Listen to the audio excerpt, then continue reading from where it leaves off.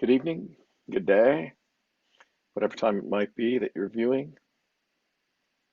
Um, I'm live and nobody else is at this point. So if you're hearing my voice, it's a recording, and that's fine. So let's go ahead and start. By the way, this is the third of the series of the Introduction to Mindfulness meditation ideas and practices.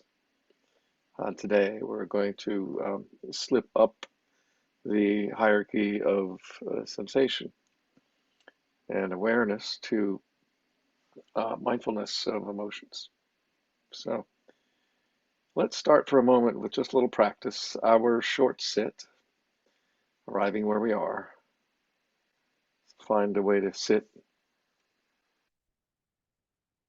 just for the next 3 or 4 minutes in a comfortable and dignified posture. You can sit on a chair, you can sit on the floor, on a cushion or a bench, whatever way your body's comfortable and at ease on the earth. And as we go through these meditations and trainings, if you find your body uncomfortable, just notice that, work with it mindfully for a time, and then feel free to change to whatever posture works for you. Just do so mindfully. So in accepting the invitation for presence just now, allow yourself first to look around where you are, opening mindfulness, awareness to the body and senses. See the colors around you in the room, computer screen, the windows, and the light or darkness. And as you look around, relax and let yourself take in your environment. When you're ready, bring your attention back to yourself seated here. And allow your eyes to close. And relax more fully. Let the eyes and face be soft. Loosen the jaw. Let the shoulders relax. And the arms and hands rest easily. So you're seated with a sense of dignity and alertness, and at the same time, a deep invitation of presence and relaxation. And begin to notice the play of experience as you sit quietly. Notice the sounds that come and go.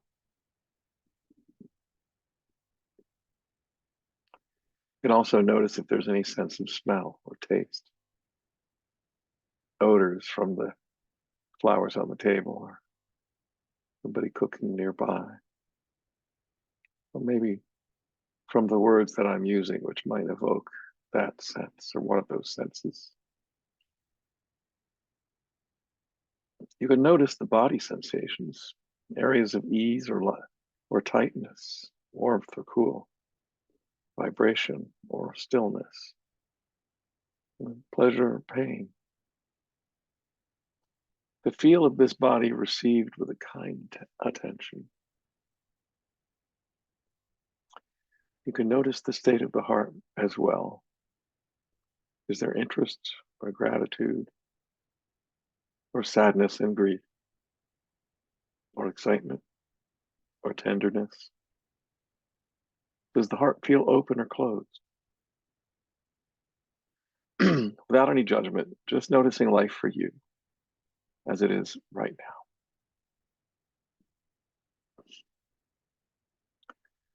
So it's wonderful to say hello to you.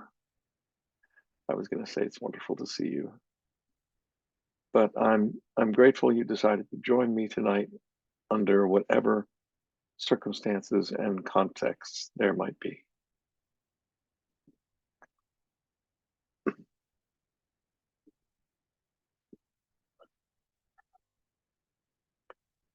So continuing our discussions on mindfulness meditation, the session today is on mindfulness of emotions and feelings. And reminding you No need to take notes. The second foundation of mindfulness, after the foundation of mindfulness of the body and the body, inwardly and outwardly, and of the breath, is the foundation of mindfulness of feelings.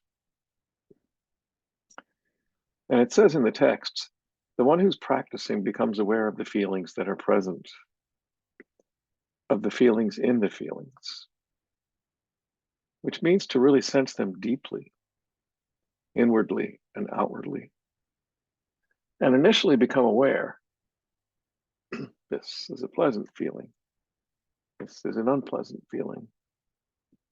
This is a neutral feeling. And you can hear in this the spirit of mindfulness and loving awareness, which is witnessing and observing what's happening. This is pleasant. This is unpleasant. Unhooked from judging or reactivity or trying to make it a certain way. This is the way that it is. Praise and blame, gain and loss, pleasure and pain, joy and sorrow, birth and death. These opposites weave together to create the experience of our human incarnation. And mindfulness, loving awareness, says, this is an unpleasant experience. This is a pleasant one. This is a neutral one. Our usual habit is reactivity. Pleasant. Ooh, I like it. How do I get more? How do I get it to stay? Unpleasant. Oh, resistance, aversion, fear. I don't want this. Turning away. Or neutral, which we have quite a bit. Oh, it's time to go to sleep or back to my little screen, distract myself. And so all of them, when not acknowledged, can put us in a reactivity or put us to sleep in some way. These are called the primary feelings in the Buddhist psychology from which this taxonomy is drawn. And they give rise to the secondary feelings, which is what we're talking about now. The words pointing to both feeling and emotion. And that is a stream of experience that happens with us. Just as we have a river of physical sensations and sense experiences that arise from moment to moment in consciousness, so too, there's a river of feelings. There's also a river of thoughts. I'm sure you figured that one out. And we'll get to explore that next week. And people sense their feelings in different ways. Some people sense their feelings with their mind and somehow associate it with thought. Some people sense their feelings with their heart more. There's kind of a welling of different forms of emotion. Anger or fear or love or longing or delight. Many people sense their feelings primarily in their body, and some can sense in all of these. But often people only have one of those channels open. And to become more mindful of feeling requires them in some way also to begin to expand that capacity to sense feeling as it arises. And many of the feelings we have are unconscious till we notice. Supreme Court Justice William O. Douglas said, at the Supreme Court level where I work, 90% of our decisions are made on the basis of what we feel about things, our feelings. And the other 10% is our rationalization, where we use our mind to justify what we feel. And if it's true on the Supreme Court, we're starting to learn it's pretty much the basis of how we relate to the world, how we feel toward it. So one of the first things that I can do is to teach people how to be mindful of feelings. So they're not caught so much in entanglement and reactivity and grasping and all the things that make the suffering of life. One of the first things I can do is normalize feelings and reassure them that whatever they're feeling is just a feeling and it's human and it's normal. When I was a much younger man, a boy actually, I was living in Madison, Wisconsin, attending undergrad at the University of Wisconsin, and there was a knock on my door. So in several ways, I'd made myself vulnerable to armed robbery. House invasion, I guess you would call it. And there it was. About 3 minutes later, my shaking hand closed the door, and I noted to myself something like, that was a scary experience. There was fear just then. And it wasn't like that was a bad feeling or I was supposed to be too cool to sweat it. It just was what it was. It's like going to Disneyland and taking the e-ticket ride. It's the kind of most extreme ride. So without telling myself a story about why and who and what next, without taking the time to do that, it just was what it was in the moment. In our first year of training as mindfulness meditation teachers, we're handed a list of 52 different basic psychophysical states through which humans can experience their reality. And from those states, there is this list of 500 emotions, alphabetized. Sometimes when I talk about emotions, I'll just pick a letter and go with it, like C. Go calm, capable, cheerful, captivated, cautious, chagrined, challenged, childish, clever, conscientious, competitive, contemptful. It almost feels like I'm noting spontaneously, but no, these are what we have written on the paper, not what I'm feeling. But there's an amazing source of noting possibilities. And we can read on, and you realize that the literal description of the river of feelings is true. We have this capacity to feel that's very rich. And yet it's not generally a part of our education. You know, we learn reading and writing and some math and foreign language, and maybe drift into some elementary philosophy, and then, you know, maybe branch out into some specialties. But we don't learn a lot about this primary human experience. Very few of us do. So mindfulness invites us.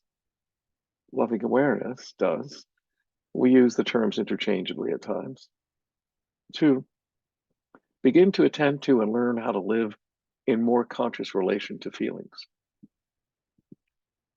Just as I quoted last week in my talk about the body, again, here is Pema Chodron.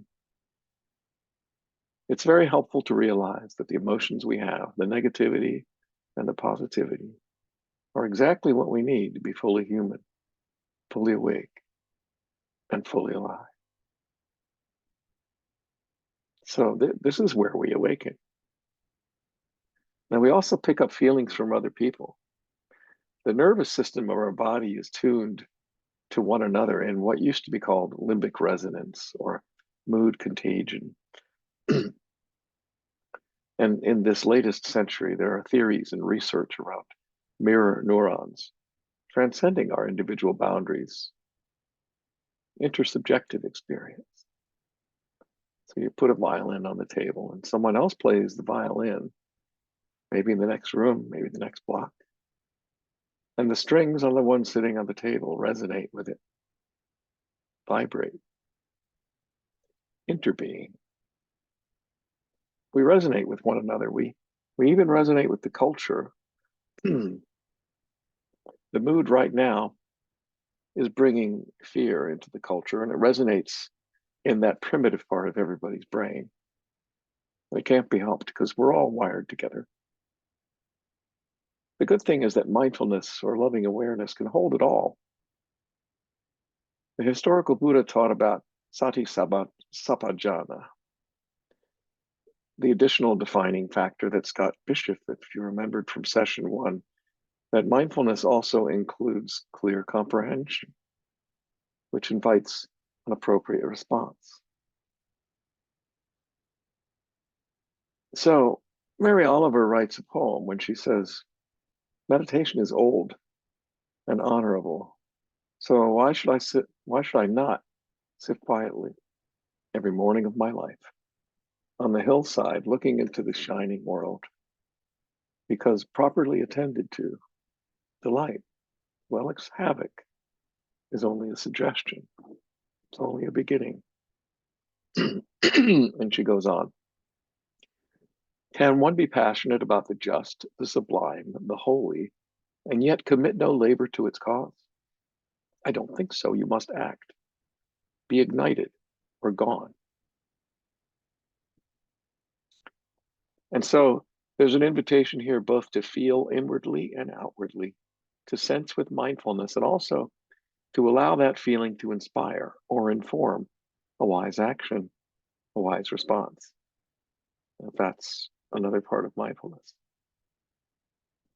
The first step in guiding people to understand feelings is simply teaching them to know what they feel, inviting them to actually experience what they feel. When we notice feelings, pleasant or not, or neutral, rising into consciousness, we get to take the moment to sit with it and see what we're believing or what stories the feeling is arising from. Opening to fully feeling allows us to know the mental discourse that accompanies the feeling. My partner and I are speaking more and more about her work as a massage therapist, Thai massage, and how she works with other people's damaged bodies, while over the years hers is becoming unwell. So I notice I have this gnawing ache in my heart, and a ruminating sense of nausea and impending something. So it bothered me that she suffers and that I have to hear about it. So recently it rose up, and then again and again. And I thought to sit with it with some curiosity. So when I began to lean into my inner experience and in all that was tumultuously going on in there, the chaos, the sharp edges, there was greater honesty and clarity because I took the time to begin to pay attention and listen and name it. Remembering to trust that awareness could tune into my feeling. Fear about her and our future. And as I opened up to it, my sense of suffering also increased, widening. My partner's difficulties, sufferings of other people, the pain of her hard labor and that of her coworkers, and the suffering of those whose bodies they work with. The other illnesses and uncertainty in the world become visible. And then I began to experience a welling up, not just of fear, but of compassion. And a kind of relief broke through me with that compassion. And now, as I think about her during the day, a greater sense of care and trust grows, and it's a more gracious heart. I think I become a more loving person because I know what I'm feeling. I get to be more direct with her. I'm less afraid. And with that, I realize that I can begin to tolerate the experiences that are there within me. So it's a description of somebody's process of learning to feel what they feel. And the kind of questions when somebody doesn't have much connection with feeling are, where do I feel that in my body? Close your eyes for a moment. What do you notice in your body? Or do you feel a little numb? Where do you feel that in your body?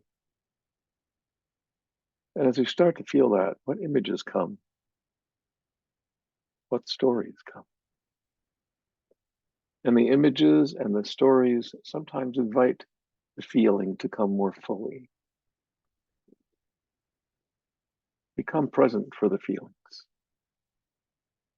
Begin to notice and sense what's around them.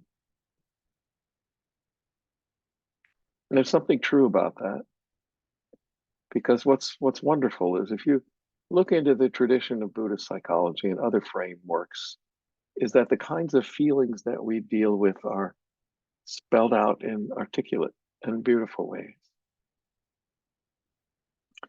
One of the most common lists, one of the many in Buddhist psychology, the lists is the list of hindrances that arise. They're called hindrances only because they're hindrances to clarity. There's not something you have to do about them. You just have to notice. Oh, caught, trapped in that one. And so there is the hindrance of the grasping, wanting mind. In India, they say that when a pickpocket meets a saint, he only looks to see what's in his pockets. He can't see the saintliness because the desire blinds him. And you go into some room and you look at, you look around and you say, who's somebody I want to be with? Who don't I want to be with? And who don't I really care about? There's this scanning that desire makes where we get attached to our perception, locked in. And so we can't see clearly. Or the second hindrance that comes, you're sitting there trying to meditate. The first hindrance is desire. I want this and that. I want this state. And when I leave here, I want to go have this to eat. And I hope this happens. And you get filled with anything but what your own experience is. The second one, which is resistance, is, I don't like this. I'm afraid of it. I'm angry with it. It's the pushing away of experience so that you're sitting there and all of a sudden, I want a different experience. This is not what I like. This is not supposed to be happening. I'm afraid of this. And so again, there's a reactivity. And you sit with being caught in anger or judgment or fear, just as I was and am when I'm afraid about our future. There's this pushing away, an aversion that mindfulness gets to notice. Or you can be sitting caught in restlessness, and it comes, you get really restless. What do you do when you're restless? You start to become mindful. This is desire. This is grasping. This is anger. Oh, this is restlessness. Restlessness feels like this. And you let the loving awareness become big enough to tolerate it, to allow it, to hold it, to name it gently. Restless, restless. Oh, I hate this. Hating, hating. I want this to go away. Wanting, wanting. Oh my gosh, I'm really learning to do this. Pride, pride. And you start to track the feelings that are present as they are without trying to name them. Or sleepiness. And we talked before about it. It gets normalized. This is fine. It's natural to be sleepy at times because you're tired or because you're a human being. Or doubt. I can't do this. It's too hard. It's the wrong day. It's the wrong practice. I'm not worthy enough to awaken, or whatever you think about yourself. I'll never live a more conscious life. Well, I'm doubting myself in all kinds of ways. Or you doubt other things in your life. Or you doubt the teachers. I mean, who are these people anyway? And then with these feelings and other difficult emotions, fear, shame, sorrow, longing, guilt, anxiety, they all come up. Attachment is the strong form of addiction, and it'll come up as you're sitting, doesn't it? Or jealousy will come. Ooh, there's an interesting emotion. and the whole construct of ideas. But underneath is this feeling of jealousy, of not being enough and wanting something else, or the feelings of being hurt. We've all been hurt, wounded, and profoundly hurt, or the feelings of anger or even rage. And what do you do with them? This again is Zen teacher Carl Fried Durkheim. He says, "Oh, the person who is really on the way, on the path, falls upon hard times. They will not, as consequence, turn to those friends who offer them refuge and comfort and encourage their old self to survive. Rather, they will seek out those who will faithfully and inexorably help them to risk themselves so that they may endure the difficulty and pass courageously through it. Only to the extent that a person exposes themselves over and over again to difficulty or even annihilation, and this has to be in the right context, by the way, can that which is indestructible be found within them. In this daring lies dignity and the spirit of true awakening." Wow. So there's something truly liberating about being able to stay in the presence of strong emotions with loving awareness and say, yes, this too is part of being human. But it's not just those painful and difficult ones, because as you know, many of us can be loyal to our suffering. And then the positive emotions are difficult. When we start to feel joy, is that okay? When we start to feel rapture, or we start to feel love or delight or ease or bliss, well, that's problematic, huh? Not long ago at my job, a student in crisis was saying, I don't know what I'm feeling. And I said, as most of us would, well, settle down, sense your body. He went on to say, I live such a busy life, I'm always trying to do things. Say, settle down. Feel what it is right now. What's it like right now? And he said, well, I'm happy to be here right now in this boring, nothing happening moment. I said, okay, just tune in. What are you sensing? He said, oh, his eyes changed like this was so unfamiliar. I think it's contentment. And he'd never had a moment of contentment in a conscious way, probably maybe months at least. Now, what feelings need in order to be acknowledged wisely is respect, because they are powerful. You might remember the story of the small group of American soldiers in Iraq who were surrounded by people during the war, shouting and so forth. And the officer at some point, instinctually knowing that this could get out of hand, instead he said, take a knee. And they all turned their rifles to the ground and kneeled down. So this was in front of a great mosque in the holy city of Najaf. And when they did that, everyone around became quiet. All these people were so angry with them, And then they withdrew without anybody being hurt. And what it was, this was a gesture of respect that was paid, that was offered. Emotions also want your respect for whatever power they have in them, whatever delight, whatever wound they carry. Can you bow to this too and say, yes, yes, this too can be held in loving awareness. With practice, we get to build a sense of trust or confidence that the space of awareness and compassion is big enough to hold it all. I've learned this again and again. And whatever that feeling is, space can hold it, compassion can hold it. And it's a beautiful thing to notice. And I'm not really supposed to be holding my cat inside this space with the door shut, but I'm going to take care of that. Okay, Lucky. Go out.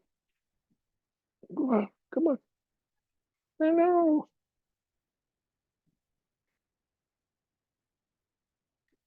Hey.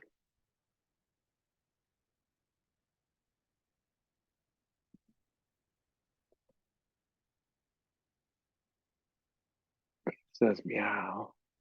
Cute. So compassion can hold this. It's a beautiful thing to know this. So please try it one of these times that when something scary or anger arises or grief even, sit in the middle of it for as long as it lasts and see what happens to it. Believe me, it's totally possible to sit in the midst of it all. A good thought or listing exercise is asking, what range of emotions are okay for me? And what's outside of my comfort zone?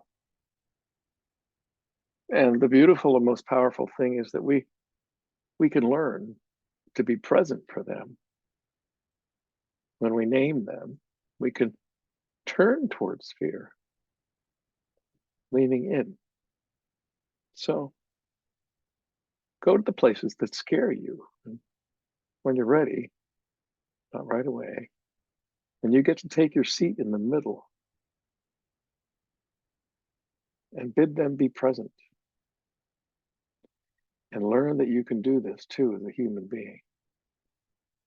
Or as Avi says, with loneliness, don't surrender your loneliness so quickly.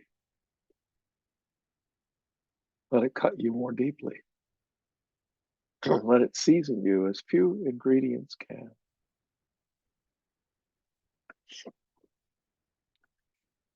Or the broken heart, where Oscar Wilde writes so simply, hearts are meant to be broken. So allow yourself to be present with the sorrow, the fear, whatever. And then here's what helps. You find it in your body. You're invited to say, where do I sense this in my body?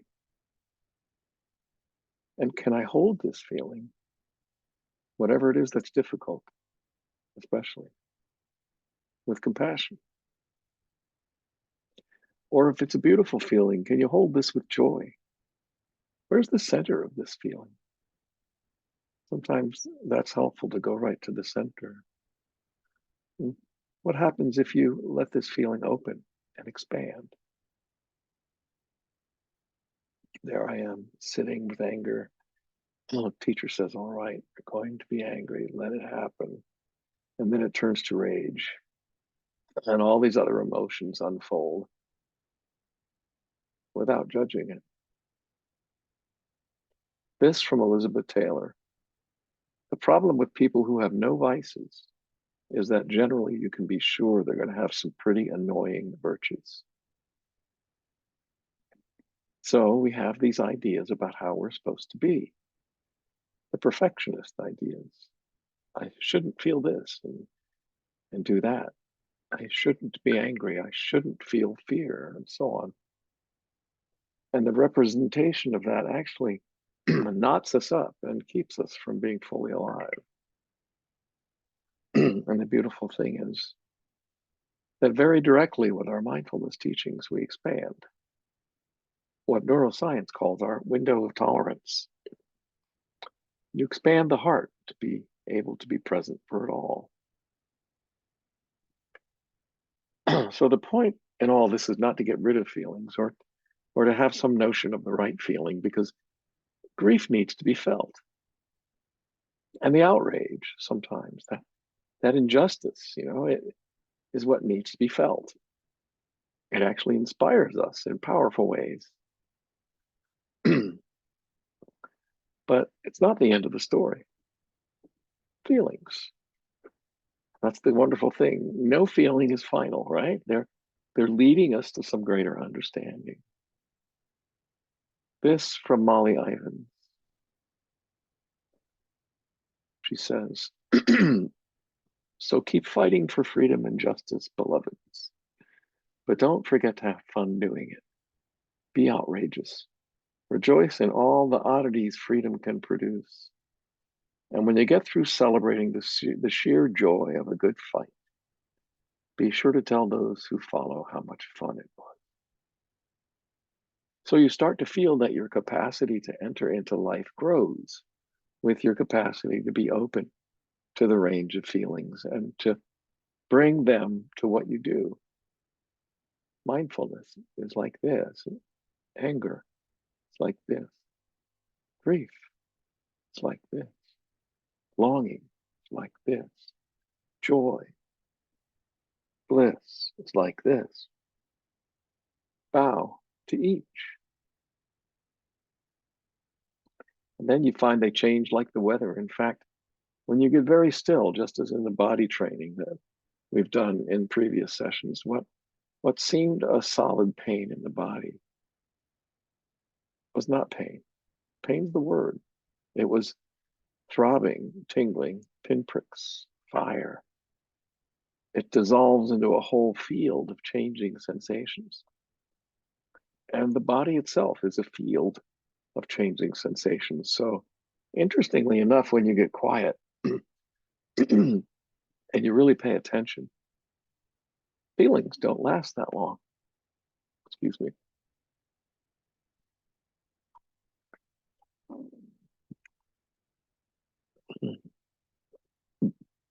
Feelings don't last that long, but you might say, well, I was angry all day. I was sad all week. Yeah, it feels like they last a long time. I've been depressed for so long. But when you sit there and you notice that you're sad and you name it, sad, sad for a time, and become mindful, as we've been training to do, sad, sad, and sense it in the body, sad, sad. It moves like a wave through the mind and body. And after 15 or 30 seconds, you might feel an aversion, I wish this would go away. And then, okay, you noting that wishing has come as a feeling. Or I wish I weren't so sad. And you notice that wishing, and I hate this sadness. Hating it. Okay, but I'm so sad. Sad. I'm afraid this is gonna last all week. Fear. Oh, but I can be okay with it. Confidence arises.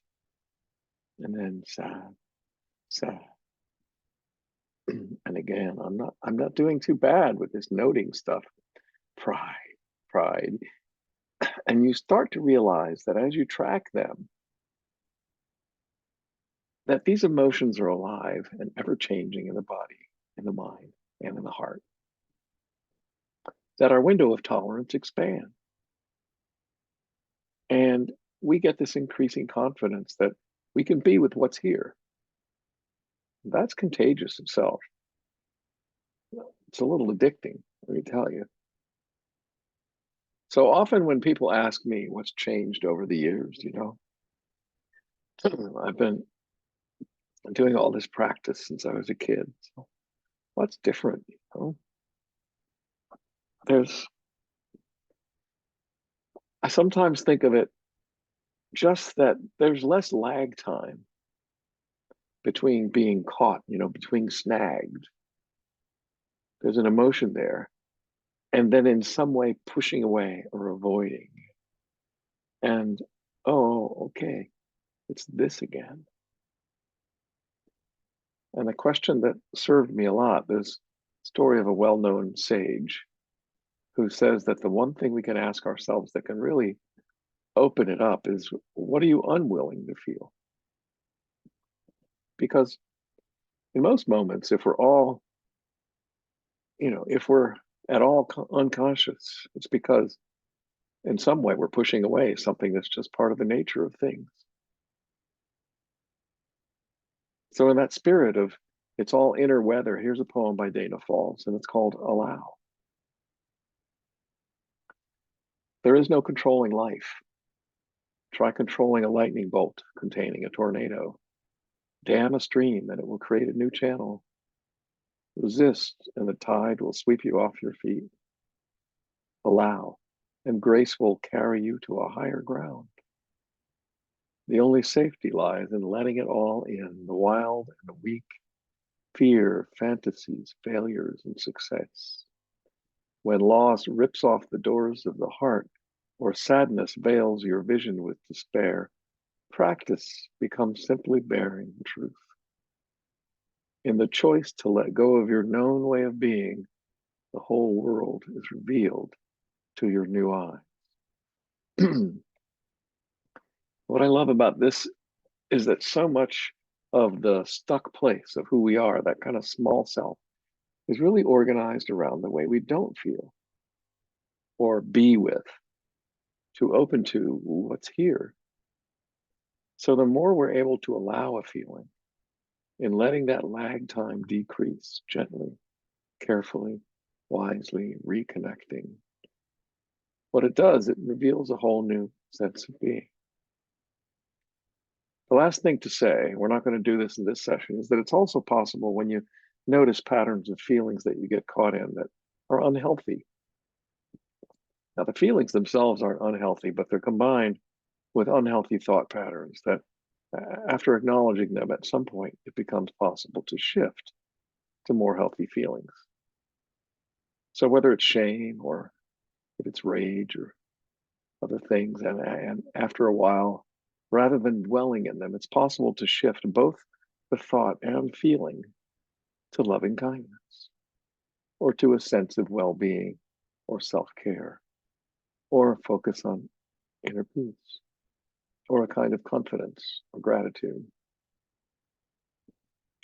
But the reason I don't want to even talk about it at this point is because our tendency is to try to fix things and make them go away. And you know, the main liberation comes in the courage, if you will, that grows in you to be able to stay present for the full range of emotions that's part of the birthright of humanity. Not only to be alive, but to be alive with all of what makes you up. And that's the great gift that you have. And then learning how to modify it. Later on, we'll come to that. Perhaps some of you in the room don't know what a fado is. But it's a beautiful kind of heartfelt, melancholy genre, musical genre that comes from Iberia, you know, from Spain and Portugal, that reason. And in part, I think it comes from the Roma and the Gypsy tradition, a little bit that I know. But this is a poem from Jane Hirschfield. It's called Fado. And she sets the scene.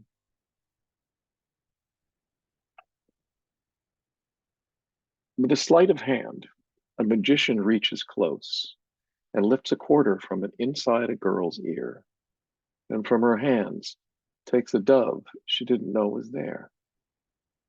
Which amazes more, you wonder, the quarter's murmur against the thumb or the dove's seduced silence? That they magically appeared, or that in Portugal, the same half-stopped moment, it's almost dawn, and a woman in a wheelchair is singing a fado that puts every life in the room on one pan of a scale and itself in the other, and the copper bowls balance.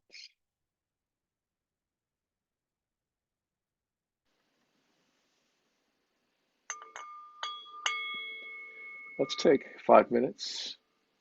Let's take 3 minutes for an invitation to self-care. Stand and stretch, walk, grab a fresh beverage, whatever. I've gone on a little bit long, and we need to get a practice in there. So I'll ring the bell to bring us back in about 3 minutes.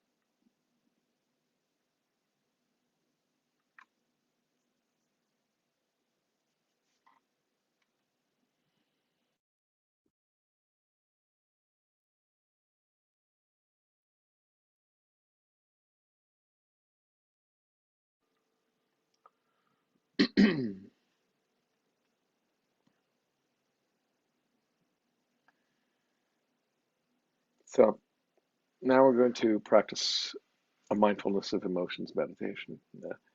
Most of it is the core practice that you should pretty much have in heart by the end of the course. The grounding and establishing mindfulness part will sound very familiar.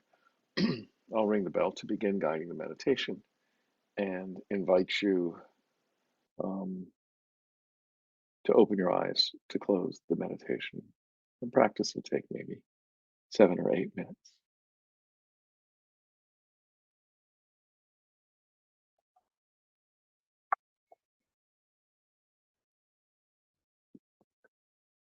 Let yourself sit in an upright yet comfortable way. When you're ready, close your eyes or soften your gaze. Notice if there's any obvious tension in the body that you can release easily, and then do so. Let the eyes and face be soft. Relax the shoulders and let the arms and hands rest easily. Let the belly be soft and the breath natural. And let the heart be soft as well, to receive whatever arises with kindness and compassion. Now, with this embodied presence, bring awareness to the breath moving through your body, entering and exiting as the breath joins with the larger element air. Air moving in, air moving out, air moving through. Take a few moments to rest and savor the presence of the earth and the air, always with you.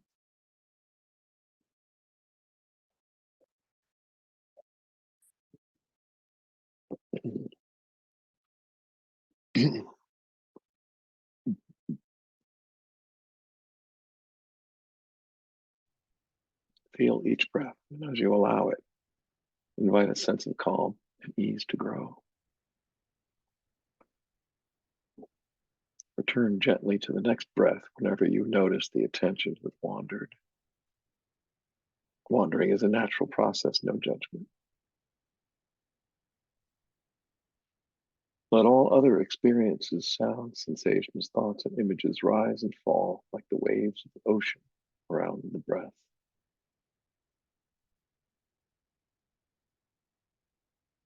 After a time, become mindful of any emotions that call your attention. And you get to bring the same mindful, loving awareness to them as you have to the breath. So when an emotion arises, let go of the attention to the breath and receive the emotion kindly. And it can be helpful to name it softly. Sad, sad. Joy, joy. Anxious, anxious, or excited. As you attend to the emotion, notice carefully where you feel it in your body. And also notice how it feels as a constellation of sensations. How does it respond to kind awareness? Does it dissolve? Does it get stronger? Does it change into another emotion? Notice this too. You are the space of loving awareness that can kindly notice emotions as they come and go. If you feel resistance to contacting the emotion or it feels very strong, notice the story that the mind tells along with the feelings in your body. Acknowledge the story kindly. Let this be in the background, and again, bring a gentle presence to the emotion. When the emotion is changed or dissolved, return back to awareness of the breath for a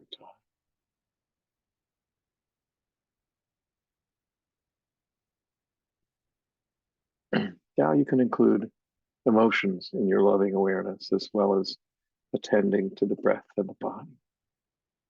They come and go, and you are becoming the calm, steady witness and acknowledging them without getting caught by each one.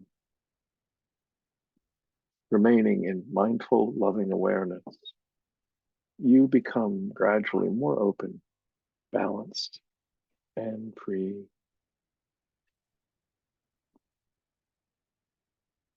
A quick dedication.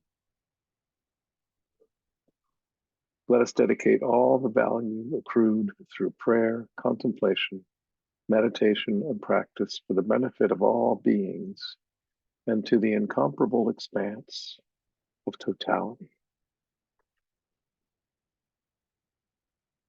Be so well. Hope to see you soon.